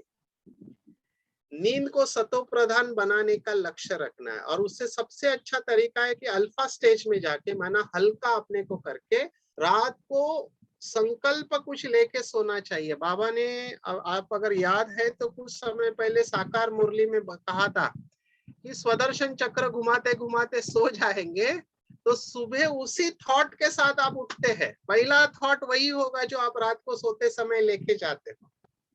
तो सबकॉन्शियस माइंड में वो थॉट पड़ा रहता है। तो अगर आप नींद में कमाई करना चाहते हो तो उसका तरीका यह है कि सोने से पहले बहुत पावरफुल योग करना है। और जैसे सचिन भाई अभ्यास करते कि बाबा मेरे सिर के पास बैठा रहता है और मेरे सिर के ऊपर से ऐसा प्यार से हाथ घुमाता रहता है, सो जा बच्चे सो जा, तुमको बहुत सेवा करनी है। तो ऐसे अनुभव करते हैं कि बाबा मुझे सुना रहा है, लोरी सुना रहा है, बाबा के गीत। वैसे भी अपने ट्रैफिक कंट्रोल में वो गीत है ना, 10 बजे जो गीत बजता है, बाबा की याद सुहानी। तो ये गीत क्यों बनाए गए, क्योंकि दादियों ने प्रैक्टिकल अनुभव किया है। तो हम सबको ये अनुभव करना है कि बाबा अभी फरिश्ता है, वो बहुरूपी है, वो हर घर में पहुंच सकता है। बाबा के सिर के पास बाबा हमको सुला रहा है, तो उसकी गोदी में ही हमको सोना है। तो गोदी में सोएंगे तो गोदी में उठेंगे। तो अनुभव ऐसा है कि शुरुआत में आपको सतयुग के स्वप्न आएंगे, या मुरली के स्वप्न आएंगे, या मधुबन के स्वप्न आएंगे। धीरे धीरे जैसे क्वालिटी ऑफ स्लीप आपका इंप्रूव होने लगेगा, आपकी नींद की रिक्वायरमेंट कम होने लगेगी। और दिन भर में जितना आपका एनर्जी का खर्चा कम होता है दिन भर में, उतना आपकी नींद की रिक्वायरमेंट और नींद में योग का प्रभाव बढ़ते जाएगा। और आपको पता चलेगा कि आपका योग नींद में भी लगा हुआ है। सचिन भाई के तो ऐसे अनुभव है कि किसी प्रश्न का जवाब चाहिए रहता है, वो स्वप्न में मिल जाता है, स्वप्न में प्रश्न का जवाब मिलता है। आज जो मनन चिंतन सुनाया सचिन भाई ने, सेमी अवेयरनेस स्टेट में, माना जो नींद नहीं है और जागृति की अवस्था नहीं है, उसमें क्वांटम फिजिक्स में गए और वही चल रहा है अंदर, क्योंकि रात को वो सो के पड़े थे, सब पोलार ही पोलार है, आकाश ही आकाश है, पाताल ही पाताल है। तो बहुत चिंतन चला कि 7 ऊर्ध्व लोक है, 7 अधर लोक है, सब बातें तो सुना ही नहीं। लेकिन उसका जवाब जो बताया कि it is the consciousness of observing scientist which is the hidden variable, माना हमारी दृष्टि है ये चमत्कार करती है। दृष्टि से सृष्टि बनते कहते हैं ना, तो जैसे आप देखोगे वैसे बनेंगे। ये जवाब स्वप्न में आया है, तो वही आप लोगों को सुनाया है। तो मैं आपको ये अपने अनुभव से कह रहा हूँ कि आपकी रिक्वायरमेंट कम हो जाएगी और आपका परफॉर्मेंस बढ़ जाएगा दिन भर काम करने का। जो ब्रह्मा बाबा की प्रैक्टिकल स्टेज थी, हम सब नंबरवार उस अवस्था में आते जाएंगे, लेकिन उसका आधार है साकार जीवन। दिन भर में आपकी अवस्था कैसे रहती है वो आपके रात को नींद में या स्वप्न की क्वालिटी में रिफ्लेक्ट हो जाएगा। ओम शांति। हाँ। एक लास्ट क्वेश्चन पूछूं? तो जो हम तो है, हम तो पुरुषार्थ करते हैं कि किसी का अवगुण नहीं देखे, रहम भाव भी रखे, जो भी है वगैरह वगैरह। लेकिन जो सामने से आता है, कुछ लोग जलसी करते हैं, टॉन्टिंग भी करते हैं और बहुत कॉन्स्टेंटली भी करते हैं। तो ऐसे लोगों को हम ऐसे चाहते हैं कि उनसे कोई उनके प्रति भी रहम रखे, लेकिन जब उनके तरफ से वो कॉन्स्टेंटली हो जाता है और बेवजह भी होता है कहीं कहीं, ये टॉन्टिंग हो या जलसी हो, जो भी हो, लेग पुलिंग हो, तो इसमें हम क्या विशेष पुरुषार्थ करेंगे? अच्छा, बाबा ने इसका जवाब दिया। हम भी काउंसलिंग में ये सुनाते हैं कि दूसरे क्या सोचते हैं, बोलते हैं, करते हैं, इसके ऊपर हमारा कोई कंट्रोल नहीं, हम कुछ नहीं कर सकते हैं। दूसरे को बदलने का सबसे अच्छा तरीका है, मैनेजमेंट में कहते हैं the best way to change other is change yourself. और बाबा ने कहा बोलने से कोई बदलने वाला नहीं, क्योंकि ये उनके संस्कार है। तो मुझे केवल अनकंडीशनल पॉजिटिव फीलिंग्स रखनी है, शुभ भावना से ही वो बदलेंगे और कुछ बदलने वाला नहीं है। भले वो एक्सेप्ट नहीं करेंगे लेकिन बदलेंगे जरूर। और बाबा ने ऐसे बहुत सारे बच्चों को बदल के दिखाया है और हम सबका नंबरवार ऐसे। मैं एक बहुत बड़ा अनुभव आपके साथ शेयर करता हूँ, किसी को बता नहीं सकते नाम। अभी बहुत बड़ी निमित्त आत्मा